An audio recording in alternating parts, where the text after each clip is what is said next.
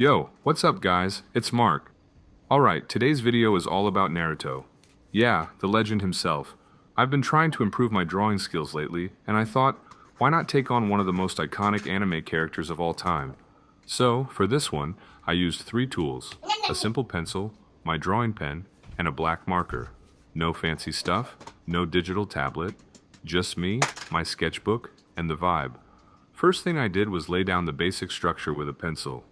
You know, getting the proportions right, sketching out Naruto's headband, hair spikes, all that good stuff.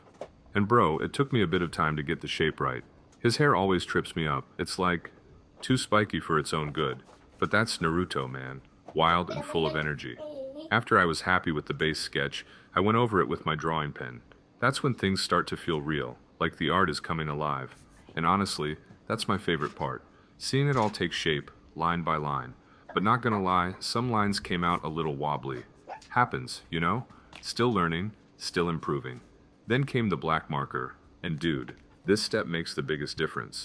Once I filled in the darker parts, Naruto really started to pop off the page. It gives that manga vibe. Clean, bold, and powerful. I tried to keep the balance right, but yeah, some parts got a bit too dark. Happens all the time, right? Also, I gotta admit, his face ended up looking a little off. Maybe a bit thicker than it should be. But hey, that's part of the process. Every mistake just teaches you how to get better next time. So I'm not even mad about it. I'm learning, and that's what matters. And honestly, every time I draw a new anime character, I feel like I'm leveling up. Like I'm in my own little training arc. If you've ever tried drawing Naruto, you know it's not easy. His expressions, his energy, they're hard to capture. But that's why I love doing it. It challenges me. So yeah, here's the final result. My Naruto drawing. It's not perfect, but I'm proud of how it turned out. Let me know what you think in the comments. What should I draw next?